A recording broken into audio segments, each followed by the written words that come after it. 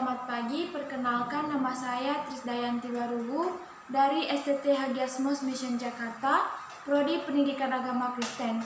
Di sini saya akan merangkum kembali atau mengulas kembali pelajaran Teologi Perjanjian Baru 2 yang diasuh oleh Pak Jali MTH. Yang pertama, saya akan membahas tentang sejarahnya, sejarah Kitab Perjanjian Baru 2 ini. Pada dasarnya mereka menolak inspirasi kitab suci bahwa bukan karya dari Allah melainkan dari karya buku yang ditulis oleh manusia. Nah, oleh sebab itu banyak keragaman opini karena sebagian orang banyak pertentangan antara penulis yang satu dengan penulis PB yang lainnya, baik dari segi sejarah, latar belakang, suatu sintesa atau kehidupan Kristen yang diimunisasi oleh para penulisnya. Tetapi PB harus dilihat dari suatu sejarah dari abad pertama.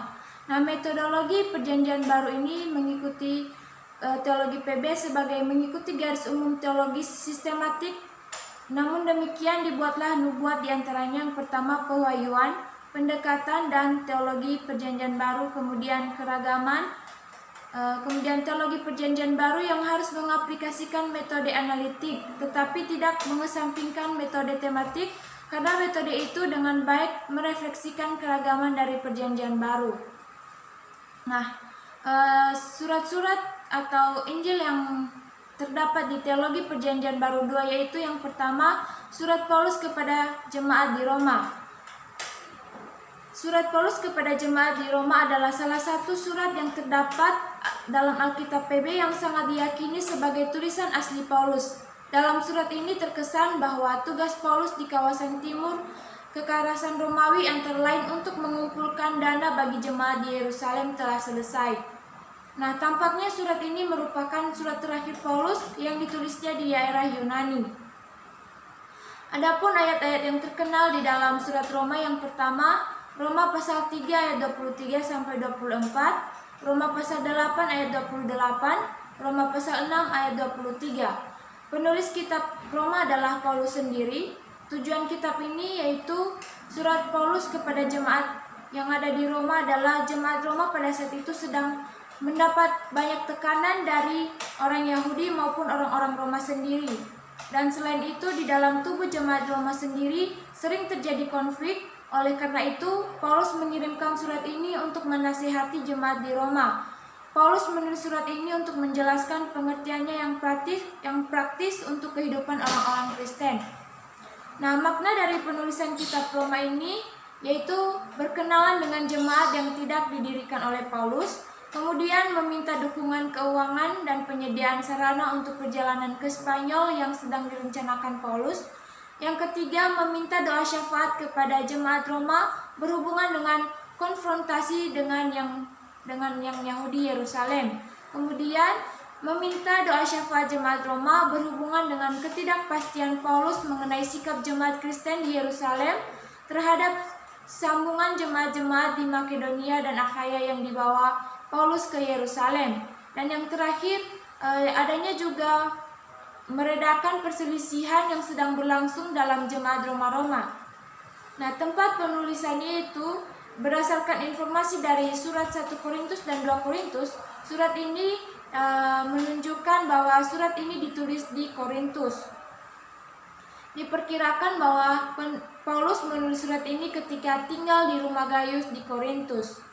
Waktu penulisannya, menurut Robinson, penulisnya pada musim semi antara bulan Maret sampai bulan Juni pada tahun 57 Masehi. Pendapat lain memberi perkiraan tahun 53 sampai 54 atau tahun 53 sampai 56. Struktur surat Roma ini ada 4 bagian. Yang pasal 1 sampai 8 yaitu mengenai masalah kebenaran, dan yang kedua pasal 9 sampai 11 berbicara mengenai masalah bangsa Yahudi. Yang ketiga pasal 12 sampai 13 mengenai masalah-masalah kehidupan yang praktis. Yang keempat, pasal ke-16 mengenai surat pengantar untuk PB dan daftar nama orang-orang yang dikirim oleh Paulus. Adapun muatan teologi di dalam surat Roma yaitu Injil sebagai kekuasaan Allah yang menyelamatkan. Nah, di dalam surat Roma ini, Paulus memberikan penjelasan mengenai Injil secara menyeluruh Ia menegaskan bahwa dirinya dipanggil dan diutus oleh Allah untuk memberitakan Injil dan menuntun bangsa-bangsa supaya percaya dan taat kepada Allah. Paulus mendefinisikan Injil sebagai kekuatan Allah. Kemudian muatan teologi dari surat Paulus yaitu pertama, kutuk dan pembenaran Allah. Yang kedua, kehidupan dalam pengharapan. Yang ketiga, kesetiaan Allah kepada Israel. Dan yang keempat, gereja sebagai tubuh Kristus, kaitan dengan kitab-kitab lain dalam Alkitab. Surat Paulus yang pertama kepada jemaat di Korintus. 1 Korintus merupakan salah satu dari ketiga surat dari 1 dan 2 Korintus serta Roma yang menempati posisi sentral dalam bagian PB di Alkitab Kristen. Ayat-ayat yang terkenal di dalam 1 Korintus yaitu yang pertama terdapat di dalam 1 Korintus pasal 10 ayat 13, 1 Korintus 13 ayat 4 sampai 8. Konteks surat 1 Korintus yaitu yang pertama gambaran kota Korintus, yang kedua gambaran jemaat di Korintus. Nah, surat ini menyebut Paulus sebagai pengarang utama dari surat ini bersama Sostenes seperti yang tertulis di 1 Korintus pasal 1 ayat 1. Tampaknya surat ini ditulis dengan bantuan seorang sekretaris. Surat ini di atas kertas perkamen, tetapi di akhir surat ini Paulus menulis dengan tulisan tangannya sendiri. Ia menulis surat ini di kota Efesus.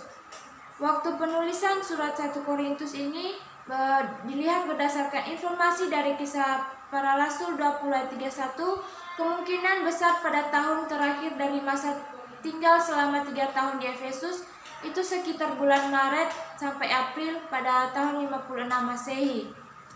Nah, adapun tujuan penulisan surat ini yaitu kebenaran jemaat di Korintus dikenal karena perpecahan mereka antara berbagai golongan dan karena perilaku moral mereka yang menyimpang, sehingga masing-masing membanggakan keunggulan dan berbuat semuanya tanpa ada aturan.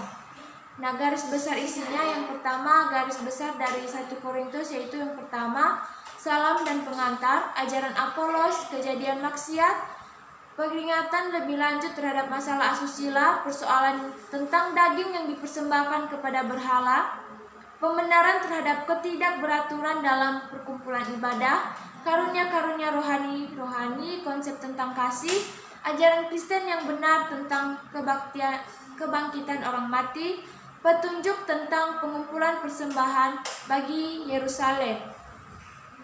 Adapun tema pokok di dalam surat ini yang pertama pergumulan kepemimpinan dalam gereja, kedua orang Kristen yang bertindak buruk, yang ketiga pernikahan, keempat hidangan yang telah dipersembahkan kepada berhala, kelima pakaian untuk beribadah, keenam perjamuan Tuhan, ketujuh karunia rohani, kedelapan kasih, kesembilan kebangkitan Kristus dan iman kita. Adapun pokok-pokok teologis yang pertama, jemaat harus menjadi satu persekutuan di dalam Tuhan, hidup kudus sebagai tubuh Kristus, yang ketiga kebangkitan orang mati. Kemudian surat Paulus yang kedua di jemaat di Korintus. Surat ini langsung ditulis oleh Rasul Paulus. Melalui surat ini Paulus ingin menerangkan mengapa ia melakukan perubahan rencana perjalanan ke Korintus. Nah, karena telah menaati pesan yang disampaikannya pada surat yang pertama. Ayat yang terkenal di dalam 2 Korintus yaitu 2 Korintus 3 ayat 17 dan 2 Korintus 4 ayat 6. Konteks surat ini berusaha menjawab permasalahan yang terjadi di Korintus. Ketika itu terjadi pertikaian antara Paulus dan golongan orang yang memfitnahnya. Mereka adalah rasul-rasul palsu yang memberitakan Yesus yang lain. Akan tetapi lawannya justru mengklaim Paulus sebagai Rasul Paulus, sehingga lewengannya sebagai rasul patut diragukan. Tempat penulisannya, surat ini dikirim setelah Paulus bertemu dengan Titus di Makedonia. Titus kemudian diutus kembali ke Korintus untuk mengantarkan surat di Paulus bagi jemaat Korintus. Waktu penulisan surat ini berdasarkan waktu pertemuan dengan Titus, besar kemungkinan bahwa surat ini dituliskan di Makedonia pada awal tahun 56 Masehi. Adapun maksud penulis surat ini yaitu dengan pertikaian yang pernah terjadi sebelumnya. Berdasarkan hal itu, ia ingin membenarkan dirinya dari tuduhan yang sudah dikenakan pada dirinya, sekaligus menjelaskan bahwa ia adalah rasul yang sebenarnya dan bukan rasul Paulus seperti yang mereka tuduhkan. Surat dan isi, struktur dan surat isi Paulus yang kedua kepada jemaat di Korintus dapat dijabarkan sebagai berikut. Yang pertama, pembukaan surat. Kedua, salam. Ketiga, ungkapan syukur. Keempat, Paulus membela diri di hadapan jemaat Korintus. Kelima, pertanyaan mengenai perjalanan Paulus. Keenam, Paulus mempertahankan konsultan. Ketujuh, kesetiaan rasul. Kedelapan, keunggulan rasul dalam PB. Kelemahan dan penderitaan rasul. Pengalamannya pada masa lalu dan masa sekarang. Yang ke-11, harapannya. Ke-12, rasul sebagai duta besar dari pelayan Allah. Ke-13, kesimpulan ganda. Ke-14, perjalanan Paulus berikutnya. Ke-15, pengumpulan uang untuk gereja Yerusalem. Adapun tema-tema teologisnya, yang pertama, penghiburan di tengah penderitaan. Kedua, hidup di tengah kesedihan. Ketiga, hidup di tengah kematian. Keempat, membantu yang miskin sebagai wujud kasih Allah. Kemudian surat berikutnya adalah surat Paulus kepada jemaat di Galatia. Nah, kitab ini sebenarnya berwujud dari sebuah surat yang ditulis oleh Rasul Paulus untuk jemaat di kota Galatia yang sekarang disebut wilayah negara Turki. Nama kitab ini berasal dari nama tempat yang menjadi tujuannya. Adapun tujuan surat ini yaitu untuk menolong orang-orang yang telah disesatkan oleh ajaran-ajaran palsu. Nah, dengan kata lain, supaya mereka kembali taat kepada ajaran yang benar. Kemudian surat Paulus kepada jemaat di Kolose, salah satu kitab dalam Alkitab Kristen bagian PB, dalam bahasa lain, the first page of Colossians in Munich gives its letter S. Waktu penulisannya, surat ini diyakini ditulis pada musim panas antara bulan Juni sampai September pada tahun 58 Masehi. Nah, adapun ayat-ayat yang terkenal di dalam surat ini terdapat di dalam Kolose 3:17, Kolose 2 ayat 23. Dan latar belakangnya yaitu pada dasarnya bukan Paulus yang mendirikan jemaat di Kolose ini, akan tetapi ia mengutus pekerja-pekerja dari Efesus, ibu kota provinsi Roma di Asia Kecil. Nah, pada waktu itu, oleh sebab itu ia merasa bertanggung jawab juga atas jemaat di Kolose itu. Nah, informasi yang didapat oleh Paulus berasal dari Epafras. Epafras melaporkan kepada Paulus bahwa di jemaat itu ada guru-guru yang mengajar ajaran-ajaran yang salah.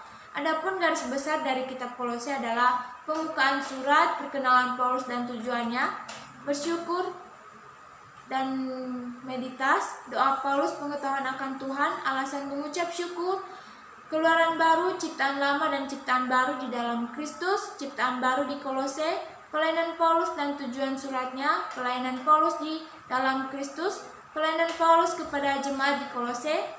Yang ketiga, permohonan kepada orang Kristen agar dewasa. Yang keempat, penutup surat. Nah, kemudian surat Paulus kepada jemaat di Efesus adalah salah satu kitab dalam Alkitab Kristen bagian Perjanjian Baru yang ditulis dan dikirim oleh Paulus dari Tarsus kepada jemaat Kristen di Efesus. Latar belakang surat ini yaitu Paulus menulis suratnya dari abad ke-16. Surat Efesus ini ditulis oleh Paulus ketika dia sedang berada dalam penjara. Ketika Paulus menuliskan surat kepada jemaat di Efesus. Tujuan dia menulis surat ini, ia didukung oleh keadaan masyarakat di Efesus pada saat itu. Keadaan masyarakat Efesus adalah masih melakukan penyembahan terhadap dewa Yunani, dewa yang mereka sebut Dewi Artemis. Waktu penulisannya yaitu diyakini di akhir musim panas sekitar Agustus sampai September pada tahun 58 Masehi. Ayat-ayat yang terkenal di dalam surat Efesus ini yang pertama Efesus 2 ayat 8 sampai 9, Efesus 6 ayat 14 sampai 18, Efesus 2 ayat 10, Efesus 2 ayat 19 sampai 20, Efesus 6 ayat 11 sampai 12.